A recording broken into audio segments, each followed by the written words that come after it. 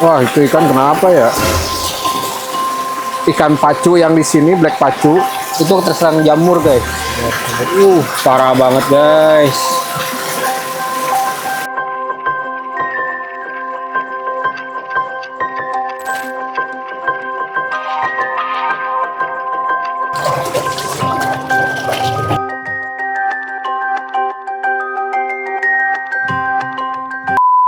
Wah, itu ikan kenapa ya?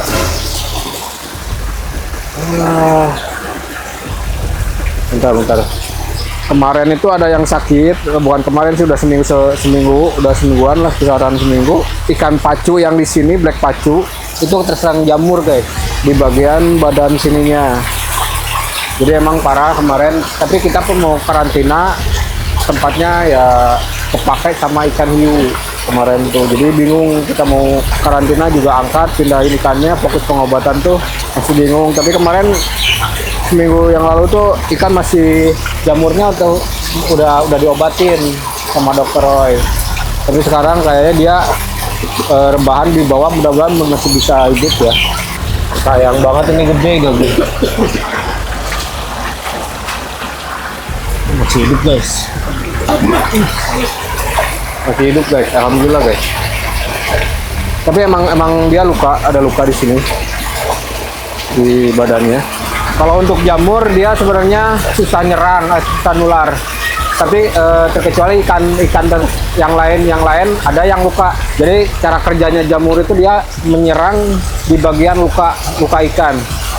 Nah, ketika luka dia biasanya infeksi kalau nggak bakteri ya jamur. Kalau untuk yang lain, kalau misalkan sehat dan fisiknya emang kuat, imunnya lagi bagus, kemungkinan nggak bakalan nyebar. Jadi kayaknya ini udah benar-benar udah parah. Paling karantina kita harus mikirin dulu tempat karantinanya, bang. Karena yang di bak biru kan tuh udah ada air garam, apa dibuang aja, bang? Dibuang aja, buang biar biru. Ya paling solusinya gitu, guys. Jadi air penampungan air garam yang buat ikan hiu itu kita buang, biar nanti kita isinya langsung dari laut aja, karena emang kurang juga sih kalau untuk ngandelin air yang ada di situ dua. Jadi kita fokus pengobatan buat ikan bawah paku ini. Kayaknya lukanya emang parah, makanya dia sampai nyender kayak gini tuh karena emang sakit gitu. Kita ambil serokan dulu biar ngelihatnya itu lebih enak. Oke, guys, kita coba serok, kita lihat lukanya sudah separah apa. Nanti kita setelah kita lihat rilis lagi, nanti kita persiapkan bak karantinanya.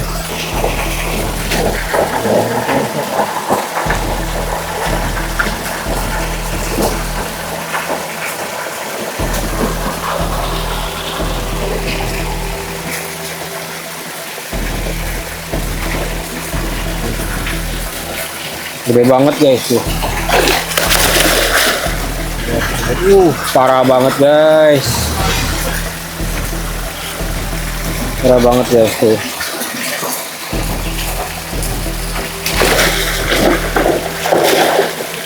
Jadi sisiknya itu pada kelupas, guys. Jamurnya udah hilang, tapi sisiknya udah pada kelupas. Makanya sampai putih itu. Sampai putih banget.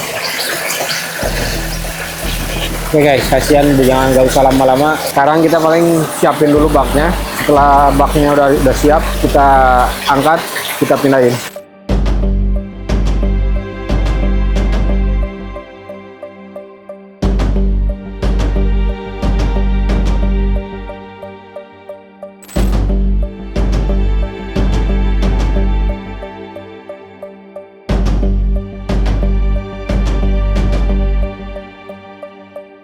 Nah, oke, guys, setelah tadi kita nyiapin bak karantina, udah dibersihin dan udah disiapin, ini udah tadi nunggu sampai 3 jam lah buat pengadukan oksigennya. Karena kan air baru itu biasanya kalau apalagi dari air sumur itu biasanya kadar oksigennya rendah. Jadi karena biar keaduk dulu oksigennya biar larut ke air, makanya kita tunggu dulu, kisaran tadi ada sejam lebih lah, dan itu udah cukup buat kita ngerilis ikannya ke bak karantina. Oke, dah, sekarang kita udah ditemenin lagi sama calon dokter ikan, ini udah pegang serokan juga. kita bakalan eksekusi bareng-bareng.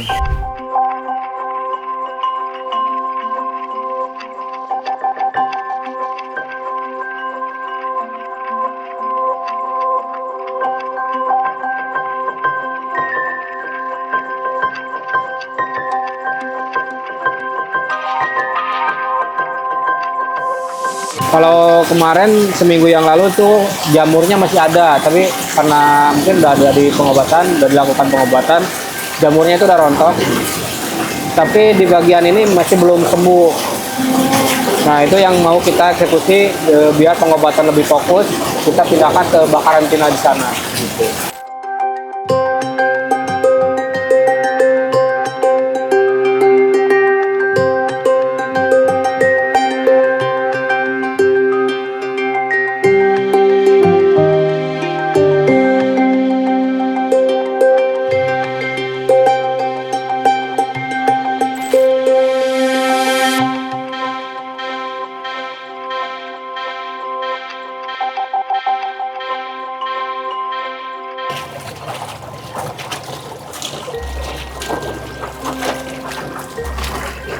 Penyamaan suhu sama kayak gitu. Itu udah sih. Oh, gitu. Ya. Nah ini aklimasi itu biar air sama pH-nya itu sama. Iya. Iya adaptasi biar perubahan langsung mencegah perubahan secara langsung suka. Berapa lama Kak biasanya? Kalau untuk aklimasi sebetulnya kalau ikan-ikan untuk ikan-ikan yang rentan itu biasanya nyampe sejam. Sejam. Kalau buat ikan-ikan dewasa yang emang kuat itu cuman nyampe 10 menit juga udah cukup sebenarnya. Bisa juga yang masih diikat oksigen ditaruh aja gitu. Bisa itu masuknya apung. diapungin ya. Iya, diapungin Jadi biasanya. diikat lagi terus diapungin. Bisa. Itu biasanya untuk suhu. Iya ya. Tapi karena ini ikan besar, jadi kita nggak perlu waktu yang lama gitu. Karena ini ikan lagi sakit juga kan, jadi kita nggak bisa lama-lama naruh di plastiknya.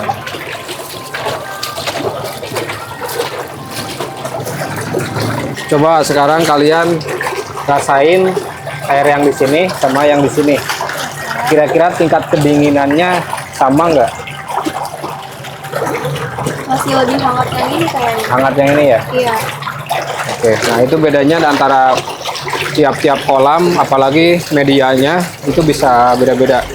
Biasanya kalau misalkan kolam-kolam itu banyak bebatuan, biasanya bakalan lebih dingin daripada di bak fiber kayak gini. Kalau di bak fiber kayak gini, apalagi ini deket AC ya, pembuangan dari AC itu panas kan, dari udara luar, makanya di sini lebih hangat gitu.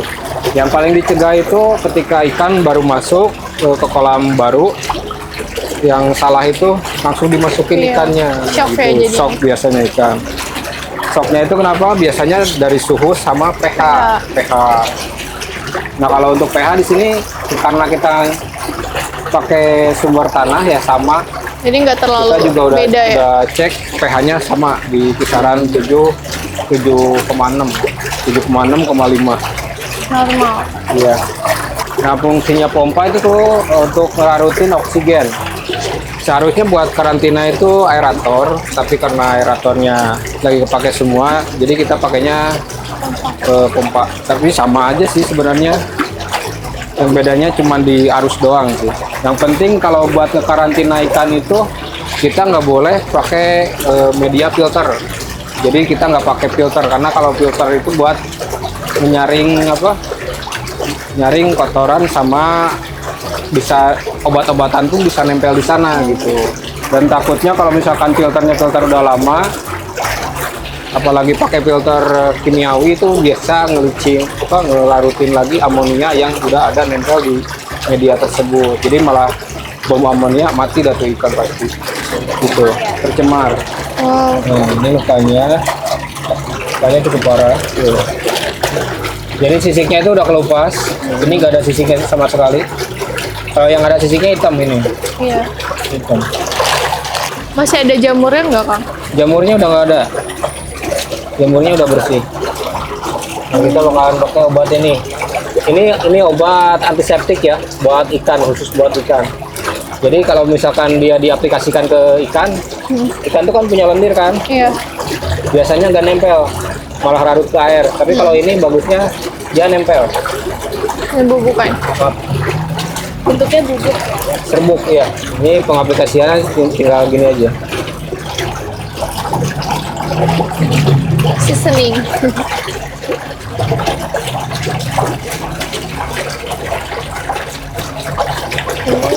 Jadi warna biru.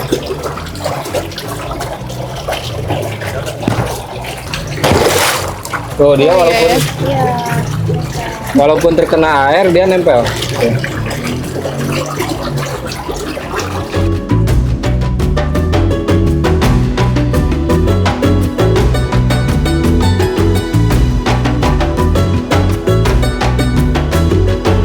Nah, kita rilis aja. Ini obat antiseptik ya, jadi biar nggak infeksi. Yodung fungsinya buat apa? Ini buat antibakteri juga, sama buat penyembuhan juga. Bakal ditaruh di ikan. Kita bakal naruhin ke airnya. Oh, di airnya. Nah, untuk obat ini kalau saya sih paling kira-kira aja ya. Kira-kira aja kalau airnya udah agak kuningan itu udah